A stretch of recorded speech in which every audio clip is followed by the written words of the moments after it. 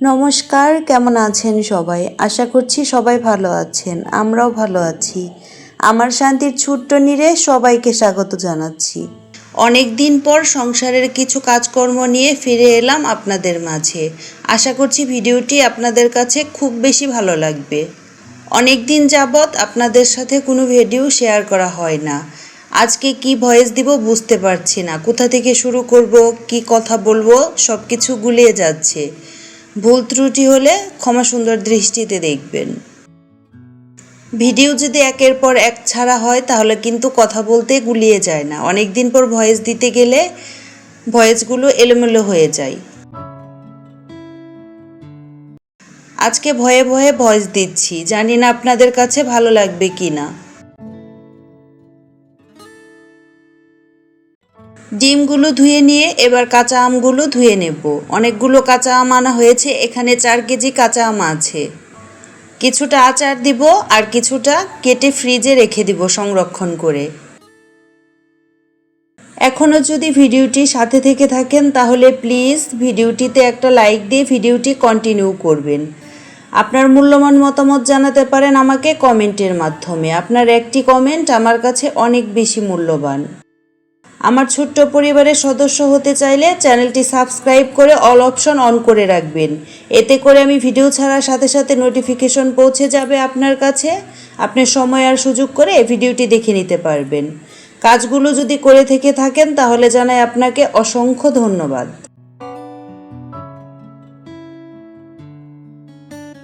ডিম আর আমগুলো ধুয়ে নিয়েছি।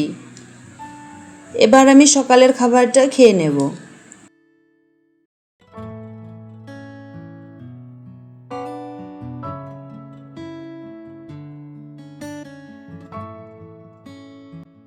এখানে চিয়া সিড ভেজানো জল, এক টুকরো লেবু আর 4টি খেজুর খেয়ে নিচ্ছি।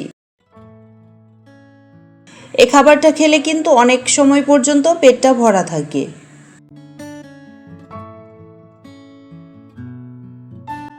সকালবেলাটা একদম তাড়াহুড়ায় কেটে যায়, সময় যে কই থেকে কই চলে যায় বুঝতেই পারি না। একটার পর একটা কাজ কিন্তু লেগেই থাকে। গৃহিণীদের কিন্তু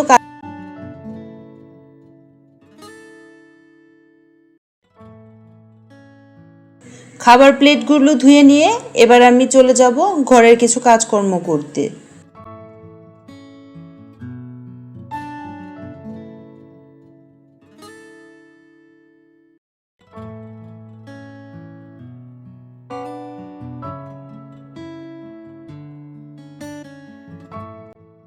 এই দেখুন এটার অবস্থা।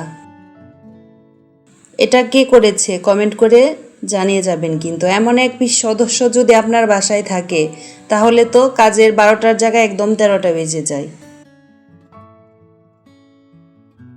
তেলের খালি বোতল এগুলো পড়ে আছে ঝুড়িতে। অনেকদিন ধরে এই ঝুড়িটা ধরা হয় না আর কাজগুলো কিন্তু পড়ে আছে।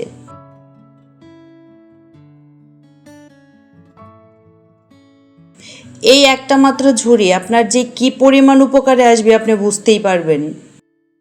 দাম কিন্তু খুব বেশি না, 100 বা 120 টাকা করে এই ঝুড়িটা। এখন হয়তো দামটা আরও কমেছে। এই একটা ঝুড়ির মধ্যে কিন্তু আপনি সব কিছু রেখে দিতে পারবেন টুকটাক।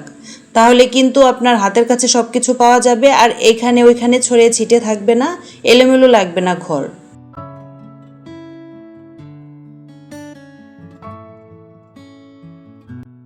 চার্জারগুলো যদি এভাবে গুছিয়ে রাখা হয় তাহলে কিন্তু আপনার এলোমেলো হবে না। আর এই জিনার কথা কি বলবো, কাজের সময় তো এদেরকে খুঁজেই পাওয়া যায় না। টুকটাক কিন্তু কত কিছু আছে এই ঝুড়ির মধ্যে। এটা দেখেই হয়তো আপনারা বুঝতে পারছেন এটার মধ্যে কতদিন যাবৎ হাত দেওয়া হয় না।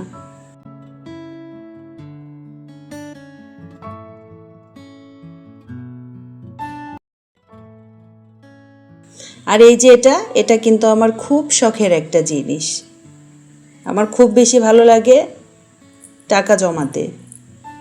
টুকটাক 10 টাকা 20 টাকা এভাবে করে কিন্তু আমি এটার মধ্যে রেখে দিই।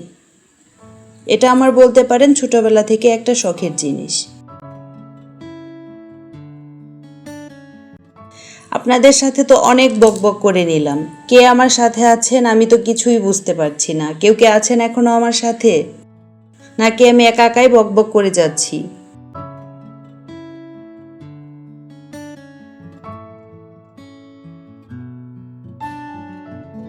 র্যাকটা ভালোভাবে মুছে নিয়েছি, এবার বইগুলো রেখে দেব।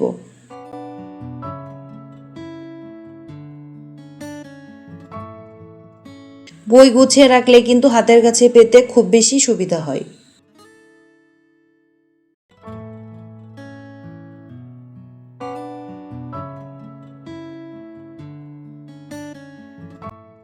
আপনি যে আপনার মূল্যবান সময় থেকে কিছুটা সময় আমাকে দিচ্ছেন, এর জন্য আপনাকে জানাই আবারও অসংখ্য ধন্যবাদ।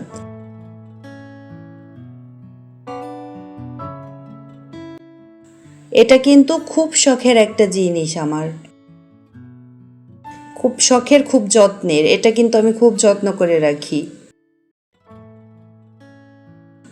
অনেক বছর আগে থেকে একটা শখ ছিল একটা সেলাই মেশিন কেনার, কিন্তু আর কিনে হয়ে ওঠেনি।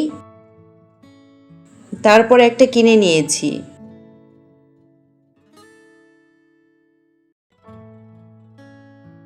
অনেক ধুলোবালু পড়ে আছে, একে একে পরিষ্কার করে নিচ্ছি। পরিষ্কার করলে কিন্তু দেখতে খুব বেশি সুন্দর লাগে। আমার মেশিনটা যেহেতু খুব বেশি পুরনো না, নতুন মেশিন, এই জন্যে কিন্তু পরিষ্কার করতে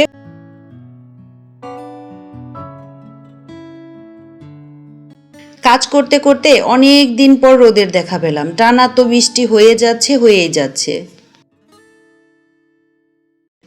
অফ ক্যামেরায় আমি ফ্লোর বেডটা গুছিয়ে নিয়েছি। এ গুছানোই কি শেষ? দিনে যে কতবার বেড ঝাড়ু দিতে হয়, গুছাতে হয়, তার কোনো হিসাব নেই। যখন সব কিছু গুছিয়ে নেই, মন চায় এগুলোতে যেন আর না শুয়ে বসে থাকি, তাহলে দেখতে ঠিক এমনটাই লাগে। কিন্তু তাই কি হয় বলেন? ব্যবহারের জিনিস তো ব্যবহার করতেই হবে। আমার কাছে না গুছানোর পর দেখতে খুব বেশি ভালো লাগে, চোখের শান্তি, মনের শান্তি। অফ ক্যামেরাতে আমি ঘরটা মুছে নিয়েছি। এবার চলে এসেছি আমগুলো কেটে নিতে। সেই সকালবেলায় আমগুলো ধুয়ে রেখেছি, আর কাটার সময়ই পাইনি। এখন একটু হাতে সময় পেয়েছি, এবার ভাবছি আমগুলো কেটে নেব। সবার কি আমের আচার দেয়া শেষ? অবশ্যই কিন্তু আমাকে কমেন্টে জানাবেন। আমি হয়তো পিছনে পড়ে গেলাম।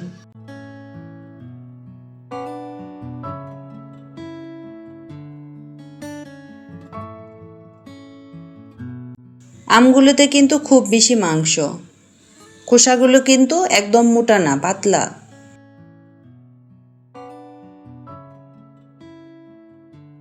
কাটার সময় একটু কষ্ট হচ্ছে, কারণ ভিতরে আট হয়ে গেছে। আট হলে কিন্তু আচার দিতে খুব বেশি ভালো হয়।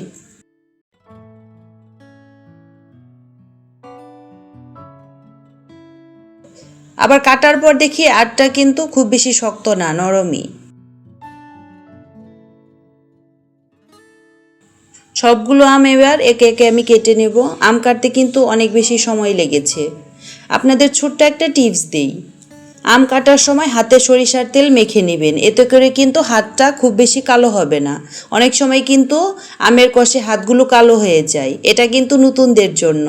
যারা পুরনো গৃহিণী আছেন তারা তো অবশ্যই টিপসটা জানেন। নতুনদের জন্য ছোট্ট একটা টিপস। কালো হলেও কিন্তু খুব বেশি কালো হবে না, একটু সাবান দিয়ে ধুয়ে নিলেই হাতটা পরিষ্কার হয়ে যাবে। আমগুলো কেটে নিয়েছি, এবার সংরক্ষণ করার পালা। এতগুলো আম কেটেছি আর আম মাখা খাবো না তাই কি হয়? এখানে আমি ভালোভাবে আম মেখে নিয়েছি। আমটা কিন্তু বেশ পরিমাণে টক ছিল খেতে। চলুন তাহলে, আপনাদের কাছ থেকে বিদায়ের সময় এসে গেছে। নতুন একটি ভিডিও দেখার আমন্ত্রণ জানিয়ে আজকের মতো এখানেই বিদায় নিচ্ছি। সবাই ভালো থাকবেন, সুস্থ থাকবেন আর সাবধানে থাকবেন। ব্লগটা কেমন লাগলো অবশ্যই কমেন্টে জানাবেন।